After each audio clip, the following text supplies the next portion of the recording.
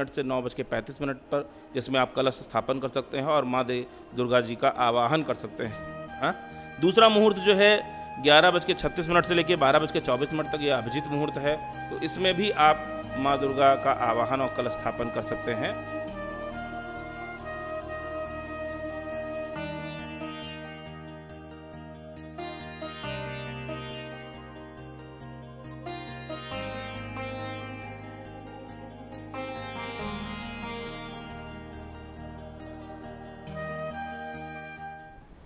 नमस्कार, आप सभी का स्वागत है इमेज टुडे में और मैं हूं आपके साथ सोनिया सिंह। हिंदू धर्म में बड़े भक्ति और उत्साह के साथ नवरात्रि का पर्व मनाया जाता है।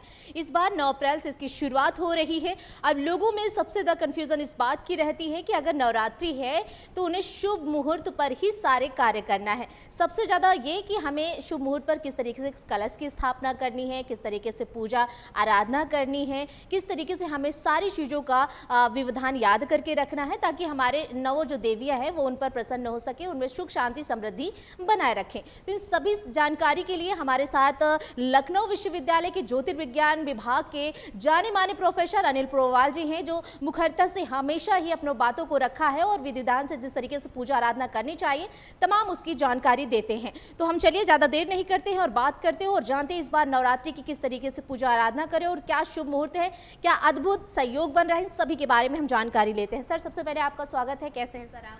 बहुत बहुत धन्यवाद आपका। हम लोग सभी ठीक हैं ईश्वर की कृपा से और सभी के अच्छे होने की प्रार्थना हम ईश्वर से करते हैं।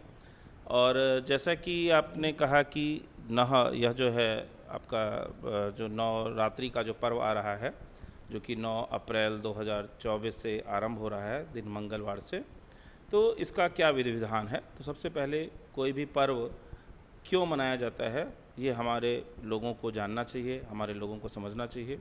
तो इसके पीछे का जो रहस्य क्या है, जैसा कि आप लोग जानते हैं कि नवरात्रि का जो एकमात्र पर्व ऐसा है कि जो साल में 2 बार मनाया जाता है और इस पर्व के अंतर्गत हम 9 देवियों की आराधना करते हैं। 9 स्वरूप देवी जो दुर्गा जी हैं उनके 9 स्वरूपों की आराधना करते हैं और साथ साथ में जो हमारा दुर्गा सप्तशती है उसका पाठ करते हैं। तो क्या कारण है कि 2 बार मनाई जाती है? तो अगर हम इसके खगोलीय स्वरूप में बात करें तो चूँकि पृथ्वी जिसको जो क्रांति वृत्त पर चलती है, लेकिन ज्योतिष शास्त्र में भूकेंद्रीय कक्षा क्रम होने के कारण से, भूकेंद्रीय कक्षा क्रम से गणना करने के कारण हम सूर्य को वहाँ चलता हुआ मानते हैं। और जो ये ब्रह्मांड है या जिसको हम आकाश भी कह सकते हैं, उसका जो मध्य बिंदु है वो हमारा नाड़ी वृत्त है। जैसे कि हमारे पृथ्वी पर उत्तरी ध्रुव और नाड़ी वृत्त होता है, जिसको हम सेलेस्टियल इक्वेटर भी कह सकते हैं। और सेलेस्टियल इक्वेटर और जो हमारा क्रांति वृत्त, इसको एक्लिप्टिक कहते हैं, इन दोनों का जहाँ संपात बिंदु होता है वो मेषादि संपात और तुला संपात होता है। इसे हम बासंतिक संपात भी कह सकते हैं और शारदीय संपात भी कहते हैं। बासंतिक संपात का मतलब हो गया कि जब बसंत काल, जब बसंत ऋतु चल रही होती है, उसके मध्य का बिंदु है यह। और दूसरा इसी प्रकार से शारदीय नवरात्रि में भी जब शरद ऋतु चल रही होती है उसका मध्यकाल होता है। कहने का मतलब यह है कि जो संपात बिंदु हैं यह इंडिकेट करते हैं कि अब शीत से ग्रीष्म की ओर हम जा रहे हैं और उधर जो शारदीय नवरात्रि होती है उसमें ग्रीष्म से शरद की ओर शीत की ओर जाते हैं। तो कहीं ना कहीं 2 ऋतुओं का ये संक्रमण बिंदु है और जब संक्रमण काल होता है तो उसमें हमें सचेत रहने की आवश्यकता है। अपने स्वास्थ्य के प्रति, अपनी चीज़ों के प्रति बहुत सुरक्षित रखने की आवश्यकता पड़ती है, क्योंकि आप लोग देखते हैं कि जिस समय यह संक्रमण काल चलता है तो उस समय तमाम सारे जो व्याधियाँ और जो रोग हैं वह भी होने लगते हैं, जिसके कारण से बहुत सारी एलर्जिक प्रॉब्लम्स होने लगती हैं, जिसके कारण से बहुत सारे लोग बीमार हो जाते हैं, बहुत सारा जो सर्दी जुकाम की स्थिति दिखने लगती है। तो कहीं ना कहीं इस समय को कैसे हम सुरक्षित निकालें, तो इसके लिए हमारे आचार्यों ने, जो हमारे ऋषि मुनि हैं, उन्होंने अपनी तपस्या से इस बात को समझा और देखा, तो उन्होंने इसका उपचार निकाला जिसको धर्म से जोड़ा गया। और ये कहा गया कि हम अगर संक्रमण काल के अंतराल में यदि 9 दिन का व्रत रहें और उस बीच में अगर सुपाच्य भोजन ग्रहण करें और फलाहार लें। अब सुपाच्य का मतलब आजकल बिल्कुल नहीं, जिस तरीके से कहा गया शास्त्रों में, उस तरीके से सुपाच्य ना लेके वो जो है अपच वाली स्थिति बन जाती है। कई बार इतना तैलीय भोजन किया जाता है नवरात्रि के दौरान, जबकि ऐसी कोई परंपरा नहीं थी। तो इसलिए सुपाच्य भोजन ग्रहण करना चाहिए, फलाहार लेना चाहिए, ताकि आपका शरीर शीत की से ग्रीष्म में आसानी से जा सके, ग्रीष्म की ओर आसानी से जा सके और आप अपने शरीर को व्याधियों से मुक्त रख सकें। उपासना से बहुत सारी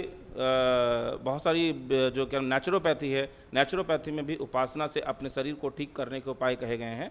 तो कहीं ना कहीं यह एक वैज्ञानिक विधि थी जिससे हम अपने आप को ठीक कर सकते थे। इसी कारण से जो है यह 9 रात्रि या 9 दिन का यह पर्व मनाया जाता है और 2 बार मनाया जाता है।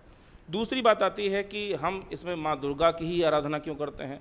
तो माँ दुर्गा जो एक माँ का स्वरूप है, और जैसा कि आप लोग जानते हैं कि माँ जो होती है वो बच्चे को पोषण देती है, संरक्षण देती है। तो पोषण अगर हम माता की आराधना करते हैं तो कहीं निश्चित रूप से हमें पोषण की प्राप्ति होगी। माता जो प्रकृति के रूप में है, प्रकृति का मतलब ये है कि जो जैसे जब हम सृष्टि उत्पत्ति की बात करते हैं तो उसमें प्रकृति पुरुष की बात करते हैं, तो प्रकृति हमें सारी वह चीज़ें प्रदान करती है जो हमारे शरीर के लिए सुगम्य हैं। आप देखते होंगे गर्मियों में इस प्रकार के फल प्राप्त होते हैं जिसमें पानी ही पानी होता है, सर्दियों में उस प्रकार के फल प्राप्त होते हैं जिसमें विटामिन सी ही सी होती है। तो ये प्रकृति स्वयं देती है कि उस समय पर जैसा मौसम चल रहा है उस समय पर हम कैसे उस समय को निकालें। तो कहीं ना कहीं प्रकृति जो माँ के रूप में है, उन माँ की आराधना हम करते हैं और उन माँ दुर्गा के हम 9 स्वरूपों की आराधना करते हैं, जिसमें माँ शैलपुत्री, ब्रह्मचारिणी, चंद्रघंटा, कूसमांडा, स्कंद माता, कात्यायनी, कालरात्रि, महागौरी और सिद्धदात्री। तो कहीं ना कहीं 9 माताओं की हम आराधना करते हैं। तो अब इनकी आराधना कैसे की जाए, पूजन कैसे किया जाए। तो इस बार जो नवरात्रि का पर्व है उसमें हमें 2 मुख्य मुहूर्त प्राप्त हो रहे हैं। एक पहला मुहूर्त जो है सुबह 8:09 से 9:35 पर, जिसमें आप कलश स्थापन कर सकते हैं और माँ दुर्गा जी का आवाहन कर सकते हैं। हाँ, दूसरा मुहूर्त जो है 11:36 से लेकर 12:24 तक, यह अभिजीत मुहूर्त है। तो इसमें भी आप माँ दुर्गा का आवाहन और कलश स्थापन कर सकते हैं।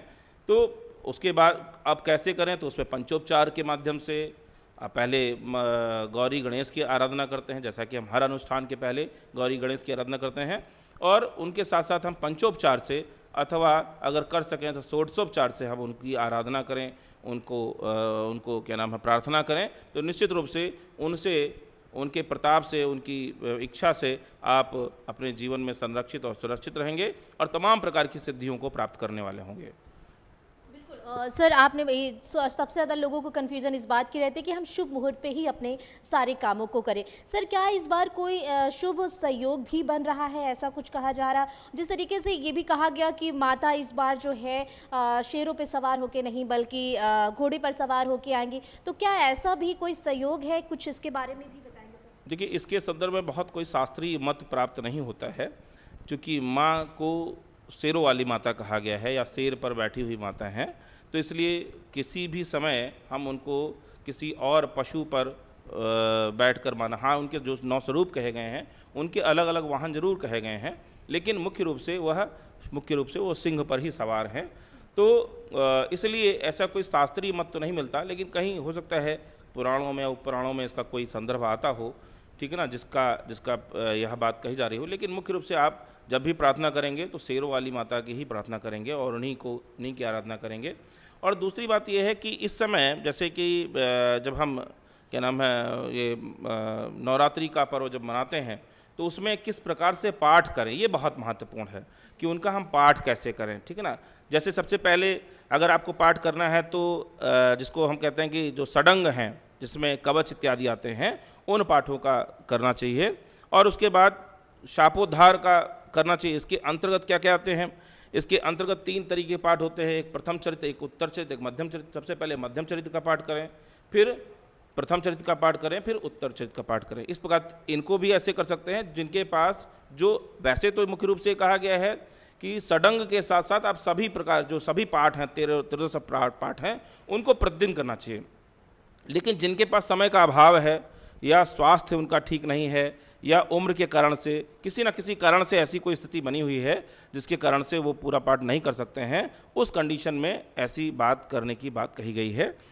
अन्य प्रसंग में अगर देखा जाए, जैसे मान लीजिए अगर किसी के पास बहुत समय नहीं है, कोई ऑफिस के कारण से या अन्य व्यस्तताओं के कारण से या किसी अन्य प्रकार की समस्याओं के कारण से अगर कोई पाठ करना चाह रहा है, तो उसकी कात्यायनी तंत्र में उसके संदर्भ कहे गए हैं कि प्रथम और 13 त्रयोदश अध्याय और प्रथम अध्याय एक साथ करें, फिर दूसरे दिन 12वां अध्याय और दूसरा अध्याय करें, तीसरे दिन 11वां अध्याय तीसरा अध्याय करें, चौथे दिन 10वां अध्याय चौथा अध्याय करें, पाँचवें दिन 9वां अध्याय पाँचवा अध्याय करें, और फिर छठे दिन 8वां और छठा अध्याय करें। और इस प्रकार से क्रम से जो 7वां अध्याय है वो प्रतिदिन 2 बार करना चाहिए। और इसके साथ साथ जो है, जैसे एक और परंपरा बताई गई है कि अगर ऐसा ना हो सके तो पहले दिन पहले अध्याय का, दूसरे दिन अगले 2 अध्यायों का, तीसरे दिन फिर अगले 1 अध्याय का, उसके बाद अगले 4 अध्यायों का, फिर उसके बाद अगले 2 अध्यायों का, फिर 1 अध्याय का, फिर अगले दिन जो 7वां दिन होता है उस दिन 2 अध्यायों का क्रम से पाठ करना चाहिए। मतलब इस प्रकार से भी आप पाठ कर सकते हैं। तो ये क्रम बताए गए हैं, तो इनमें किसी भी क्रम को आप आत्मसात करके, उन संकल्प करके उनकी आराधना आपको करनी चाहिए, जिससे कि माँ जो दुर्गा हैं वो आप पर प्रसन्न हों, और जो भी आपके अंदर जो सकाम यदि आप पूजन कर रहे हैं या निष्काम पूजन कर रहे हैं उसकी आपको सिद्धि हो। सर, ऐसा भी कहा जा रहा है कि इस नवरात्रि कुछ राशियां हैं, क्योंकि शनि का प्रकोप जिस तरीके से कुछ राशियों पर अच्छा पड़ रहा है, तो वो क्या कौन सी राशियां हैं जिनको अच्छा लाभ मिल सकता है इस बार? देखिए, शनि का अभी कोई परिवर्तन नहीं हो रहा है प्रेजेंट टाइम पे, लेकिन चूंकि शनि जो है वो कुंभ राशि में चल रहा है, तो शनि की जो दृष्टि होती है वो तीसरी, 7वीं और 10वीं दृष्टि कही गई है। तीसरी दृष्टि से वह मेष राशि को देख रहा है, 7वीं दृष्टि से वह सिंह राशि को देख रहा है, और 10वीं दृष्टि से वह वृश्चिक राशि को देख रहा है। तो कहीं ना कहीं इन राशियों पर उसका प्रभाव पड़ेगा।